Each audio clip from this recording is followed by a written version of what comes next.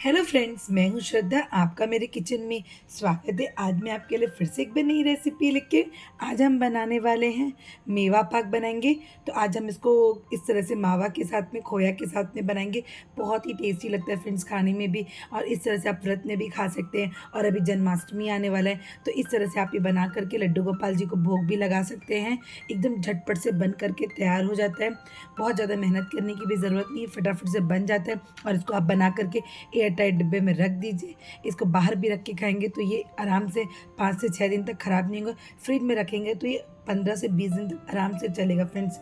तो चलिए हम टेस्टी टेस्टी इस तरह से मेवा पाक बनाएंगे। तो फ्रेंड्स, अगर वीडियो अच्छा लगता है तो प्लीज़ लाइक कर दीजिए। चैनल पे नए हैं, फर्स्ट टाइम देख रहे हैं तो प्लीज़ चैनल को सब्सक्राइब कर दीजिए। साइड में बेल आइकन है, उसको भी प्रेस कर लीजिए। आने वाले वीडियो की नोटिफिकेशन आपको पहले मिलेगी। तो चलिए बनाना स्टार्ट करते हैं। चलिए आज हम ये ड्राई फ्रूट मेवा पाक बनाएंगे। इसको आज हम ये मावे से बनाएंगे। तो इसके लिए मैं सारी चीज़ें ले ली हूँ। मैं आपको बता दूँगी कि हम कब कब क्या क्या चीज़ें डालेंगे। तो इस तरह से जब आप बनाएं तो आप सारी चीज़ को पहले अरेंज कर लीजिए, ताकि आपको बनाने में काफ़ी इजी हो जाएगा। सारी चीज़ें निकाल करके रख लेंगे तो ये फटाफट से इसको बना सकते हैं। तो चलते हैं हम गैस की तरफ। अब हम गैस में कढ़ाई चढ़ा लिए हैं और इसको हम थोड़ा सा गर्म होने दिए। और इसमें मैं डालूँगी 1/4 कप जितना ये मेलन सीड्स है, ये खरबूजे के बीज है। बस इसको हम अच्छे से इसी तरह से इसको ड्राई रोस्ट करेंगे। बस धीरे धीरे इसको ड्राई रोस्ट कर लेंगे। करीबन 1 से 1.5 मिनट तक ये अच्छे से ड्राई रोस्ट हो जाएगा, चटकने लग जाएगा। अब ये देखिए धीरे धीरे आप देख सकते हैं ये चटकने की भी आवाज़ आ रही है और ये फूल भी रहे। बस अब हम इसको निकाल लेते हैं एक प्लेट में। बस हम ये सारे इस तरह से प्लेट में निकाल करके इसको रख लेते हैं। और अभी इसी में हम ये 1 चम्मच घी डालेंगे और इसी घी में हम ये बादाम डाल देंगे। बस इसको भी हम करीबन इस तरह से 1 से 2 मिनट के लिए अच्छे से भून लेंगे। तो ये भी अच्छे से भून भी जाए। अभी बादाम अच्छे से भून गए हैं। अब हम इसी में काजू डाल देते हैं। क्या होता है, बादाम को इस तरह से रोस्ट होने में टाइम लगता है, काजू जल्दी से ही रोस्ट हो जाते हैं, इसीलिए हम काजू को बाद में इसमें डालेंगे। आप चाहें तो अलग अलग भी इसको फ्राई कर सकते हैं। बस इस तरह से 1 से 1.5 मिनट इसको भी फ्राई कर लेते हैं। आप ड्राई फ्रूट अपने टेस्ट के अकॉर्डिंग इस तरह से कम ज़्यादा कर सकते हैं।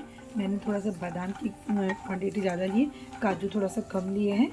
अगर इसमें से कोई भी चीज़ आपके पास नहीं है तो आप इसको स्किप भी कर सकते हैं। और बस इसको भी हम इस तरह से प्लेट में निकाल लेंगे। तो एक साइड में इसको भी हम निकाल करके रख लेते हैं। अब हम इसी में ही ये मखाना डालेंगे। तो ये हमने करीबन 1.5 कप के जितना मखाना लिए हैं। इसको भी हम इसी घी में ही रोस्ट कर लेंगे। बस अच्छे से रोस्ट कर लेते हैं ताकि अच्छे से क्रिस्प हो जाए। अभी मखाना भी अच्छे से रोस्ट हो गए हैं। मैं बस चेक कर लेती हूँ। तो ये देखिए थोड़ा सा 1 मिनट और लगेगा। कुछ मखाने जल्दी से रोस्ट होते हैं, कुछ देखिए इस तरह से इसको हम बराबर चलाते हैं। बस इस तरह से कुछ सेकंड के लिए और अच्छे से रोस्ट कर ले रहे हैं। अभी अच्छे से रोस्ट हो गया है तो अब इसको मैं निकाल लेती हूँ प्लेट में। हमने सारे मखाना निकाल लिया। हम वापस से इसमें से 2 चम्मच ये घी डालेंगे और इसमें हम ये गोंद लेंगे। तो मैंने करीबन इसमें 3 टेबलस्पून गोंद लिए हैं। तो बस इस तरह से थोड़े थोड़े डालेंगे और इसको हम अच्छे से घी में ही और मीडियम फ्लेम में ही इसको हम अच्छे से पकाएंगे, ताकि धीरे धीरे अच्छे से ये देखिए पॉपकॉर्न की तरह इस तरह से फूलेंगे। आप इसको हाई फ्लेम में ना पकाइए, क्योंकि क्या होगा, ये ऊपर से तो फूल दे दिखेंगे बट अंदर से ही कच्चे रह जाएंगे, पकेंगे नहीं। बस धीरे धीरे इस तरह से चलाते हुए इसको अच्छे से पका ले रहे हैं। तो मैंने ये छोटे साइज़ के इस तरह से गोंद लिए थे, जल्दी से फूल जाते हैं। जो थोड़े से बड़े साइज़ के गोंद आते हैं उसको आप इस तरह से तोड़ लीजिए, तब जल्दी से इस तरह से फूलेंगे। तो क्या होता है, वो जल्दी फूलते नहीं, टाइम लगते हैं। तो ये देखिए ये फूल गए हैं। अब इसको भी हम निकाल लेते हैं प्लेट में। तो बस इसी के साथ हम ये सारे निकाल ले रहे हैं और बाकी का भी जो हमने रखे उसको भी इसी तरह से फ्राई। अब हम वापस से इसी कढ़ाई में ही अपना ये इस तरह से ग्रेट किया हुआ ये नारियल ले लेंगे। ये सूखा नारियल का जो गोला होता है उसको हमने लिए थे और इस तरह से ग्रेट कर लिए थे। आप चाहें तो उस तरह से कुछ मिक्सर में डाल करके पतले पतले काट लीजिए और मिक्सर में डाल करके उसको अच्छे से पीस लीजिए। तो हमने इस तरह से कुछ जो कद्दूकस नहीं हो रहे थे, थोड़े से जो हार्ड वाले थे, उसको मैंने इस तरह से मिक्सर में थोड़े से पीस लिए थे। तो बस इसको भी हम इस तरह से 2 से 3 मिनट बिल्कुल लो फ्लेम में ही इसको अच्छे से ड्राई रोस्ट करेंगे। मैंने जो कढ़ाई में हल्के से घी लगे थे, मैंने इसमें और एक्स्ट्रा कोई भी घी इसमें ऐड नहीं किए, बस जो कढ़ाई में लगे थे उसी में ही इसको मैं रोस्ट कर रही हूँ। और इसी के साथ मैं इसमें डाल दूँगी 2 टेबलस्पून खसखस। बस इसको भी इसी के साथ में अच्छे से भून लेंगे। और मैं इसी में थोड़ा सा इस तरह से 2 चम्मच की जितना ये किशमिश भी डाल देती हूँ। अगर आपको पसंद है तो ज़रूर डालिए, अच्छा लगेगा, क्योंकि हम इसको ग्रेवी में फ्राई नहीं कर रहे हैं, इसको डायरेक्ट इसी में ही डाल करके इसको इस तरह से रोस्ट कर लेंगे। तो ये देखिए ये अच्छे से भून भी गया है, जो भी इसमें मॉइस्चर थी वो बिल्कुल भी अच्छे से निकल गया। अब इसको हम अच्छे से भून लिए। अब मैं इसको एक प्लेट में निकाल लेती हूँ। तो अब ये देखिए काजू, बादाम और मखाना और ये इस तरह से गोंद भी ठंडे हो गए हैं। मैं आपको दिखाती हूँ, देखिए इस तरह से हाथ से ये टूट जा रहे हैं। और मखाना भी आपको इस तरह से दिखा देती हूँ, कितने बढ़िया आप देखिए क्रिस्पी हो गए हैं। आप इसको चाहें तो इस तरह से जो हम अदरक लहसुन कूटते हैं इसमें भी आप इसको कूट सकते हैं, या आप इसको मिक्सर में भी चला सकते हैं। बट धीरे धीरे क्या होता है, गोंद जो होता है वो बहुत जल्दी पाउडर के फॉर्म में हो जाता है। तो हम इसको आज चॉपर में चॉप्ड करेंगे। तो ये देखिए इस तरह से हमने ये चॉपर ले लिए हैं, तो इस तरह से हम इसमें चॉपर में डाल के इसको चॉप्ड करेंगे। क्या होगा, जब हम इसको चॉपर में डालेंगे तो ये पूरा पाउडर नहीं बनेगा, ये दरदरा बनेगा। तो बिल्कुल हमें इसी तरह से ही चाहिए, तो हम सारे इसमें डाल दें।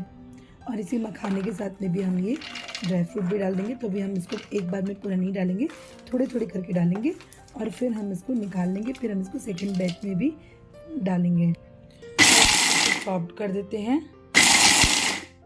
तो ये आप देखिए इस तरह से चॉप करेंगे तो कुछ इस तरह से आएगा। ये आप देखिए बिल्कुल भी ये पाउडर नहीं हुए हैं, इस तरह से छोटे छोटे चंक्स इसके रहेंगे। तो बस इसको हम निकाल लेते हैं प्लेट में। तो ये देखिए इस तरह से सारी चीज़ों को हमने इस तरह से क्रश कर लिए। अब इसको हम रखते हैं, वापस से गैस की तरफ चल रहे हैं। अब हम वापस से वही कढ़ाई को क्लीन करके ले लिए हैं। अब हम इसमें डालेंगे ये मावा है। तो ये करीबन मैंने इस तरह से 400 ग्राम ये फ्रेश मावा ले लिए हैं। और इसको हम अच्छे से पहले भूनेंगे मावा को, बस बिल्कुल इसी तरह से धीरे धीरे करके इसको बिल्कुल मीडियम फ्लेम में ही इस तरह से मावा को हम भूनेंगे। तो हमें गैस का फ्लेम को इस तरह से लो टू मीडियम रखना है। तो ये देखिए इसको हमने इस तरह से 2 से 3 मिनट तक भून लिए।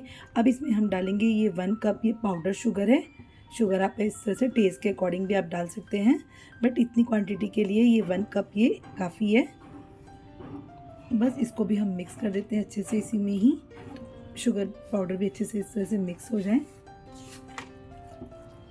तो ये देखिए शुगर डालने के बाद भी 2 मिनट हो गया है। अब हम इसमें सारे इस तरह से मेवे डालेंगे। तो इस तरह से जो हमने सारे को इसको पीस करके रखे हैं इसको हम इसमें पूरा डाल देते हैं। और जो हमने इस तरह से जो इसमें नारियल का जो हमने उसको भी रखे तो उसको भी हम इसमें डाल देंगे। अब इसमें हम ये डालेंगे ये जो हमने इस तरह से नारियल, खसखस और ये मेलन सीड्स, किशमिश सब रखे, इसको भी हम इसी में ही पूरा डाल देंगे। और अच्छे से डालने के बाद इसको पूरा अच्छे से मिक्स कर लेते हैं। बस इसको धीरे धीरे अच्छे से पहले इसको इसी में ही मिक्स करेंगे। तो ये देखिए इसको मैं धीरे धीरे इसी तरह से ही इसको मिलाते हुए अच्छे से इसको मिक्स करें। तो ये देखिए धीरे से आप देख सकते हैं अच्छे से कितना बढ़िया से ये मिक्स भी हो जा रहा है। इसको बिल्कुल आराम से इस तरह से लो फ्लेम में ही इसको मिक्स करना है। अब हम इसी में ही ये इलायची के पाउडर डाल देते हैं। इसको भी डालने के बाद हम इसको मिक्स कर लेते हैं और बस इस तरह से 1 से 1.5 मिनट के लिए ही इसको बस इसी में पकाएंगे। इससे ज़्यादा हम नहीं पकाएंगे, नहीं तो ये आपस में इस तरह से सेट होने लग जाएगा। तो इसको भी हमें प्लेट में सेट करना है। तो बस एक बार अच्छे से मिला ले रही हूँ। और इस तरह से हम लास्ट में 1 चम्मच इसमें घी डाल देंगे। बस इसको मैं घी डालने के बाद भी इसको मिक्स कर दी हूँ। अच्छे से ये मिक्स हो गया। अब चलते हैं इसको हम सेट करेंगे। तो मैं गैस का फ्लेम को ऑफ कर देती हूँ और मैं इसको इस तरह से थाली में सेट करूँगी। तो मैं इसको पहले से घी लगा के इसको ग्रीस कर ली थी। अब हम इसी में सारा ये मिश्रण डाल के इसको अच्छे से फैलाएंगे। तो मैं इस तरह से पूरा इसमें डाल दूँगी और एक बराबर अच्छे से इसको फैलाऊँगी। तो पहले हम ये पूरा डाल देते हैं। तो बस इस तरह से बराबर स्पैचुला से इसको पूरा इस तरह से लेवल कर लेंगे, बराबर पहले हम फैला लेंगे। अब हम इस तरह से फ्लैट सरफेस वाली कटोरी लेंगे इसका फ्लैट हो और इस तरह से बराबर कर लेंगे। हल्का सा मैं घी लगा ली ताकि इसमें चिपके ना, और इसको हम बराबर फैला ले रहे हैं। तो ये देखिए इसको हम इस तरह से बराबर कर लिए हैं। अब इसको हम इस तरह से सेट होने रखेंगे। तो पहले ये 1 मिनट हो जाए, उसके बाद मैं इसमें कट लगा लूँगी। फिर मैं इसको करीबन 1 घंटे के लिए छोड़ दूँगी सेट होने के लिए। अब हम इस तरह से 1 मिनट हो गया, मैं इसको कट लगा लेती हूँ। ये बाद में क्या होगा, जब ये अच्छे से सेट हो जाता है ना, तो ये अच्छे से शेप में नहीं आता। तो आप इसको इस तरह से आप जिस भी शेप में कट करना चाहें इसको कट कर सकते हैं। तो मैं इस तरह से बर्फ़ी वाला शेप में कट करूँगी। आप इसको डायमंड शेप में भी कट कर सकते हैं, ये आपकी चॉइस है।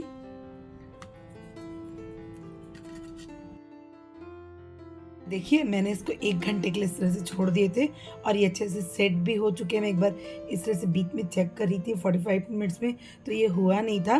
तो अब ये अच्छे से सेट भी हो गए। अब मैं आपको इस तरह से निकाल करके दिखाऊँगी। तो मैं इस तरह से स्पैचुला ले रही हूँ और आप देख सकते हैं कितना बढ़िया ये देखिए ये निकल भी रहा है। मैं इसको बस बिल्कुल इस तरह से अलग कर लेती हूँ और आराम से इसको बिल्कुल निकालेंगे। तो ये देखिए कुछ देखिए कितना बढ़िया लग रहा है। आप देख सकते हैं कितनी बढ़िया सी ये देखिए हमारी ये इस तरह से बन करके तैयार हुई है। एकदम झटपट से बन भी जाता है और खाने में बहुत ही टेस्टी लगता है। इसे आप जन्माष्टमी में बना सकते हैं, कान्हा जी को भोग लगा सकते हैं। इनफैक्ट आप इसको व्रत में भी खा सकते हैं, बहुत ही टेस्टी लगेगा। तो अब मैं इसको प्लेट में निकाल लेती हूँ।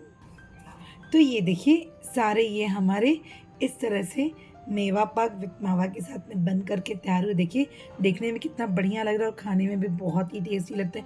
फ्रेंड्स इस तरह से आप इसको जन्माष्टमी में बना सकते हैं, कान्हा जी को भोग लगा सकते हैं। उम्मीद करती हूँ फ्रेंड्स आपको मेरे वीडियो अच्छे लगे होंगे। वीडियो अच्छे लगे तो प्लीज़ फ्रेंड्स चैनल को लाइक करिए, सब्सक्राइब करिए, अपनी फैमिली फ्रेंड्स में ज़रूर शेयर करिए। एक बार मैं आपके लिए फिर से नई रेसिपी के साथ मिलती हूँ। Bye bye and take care.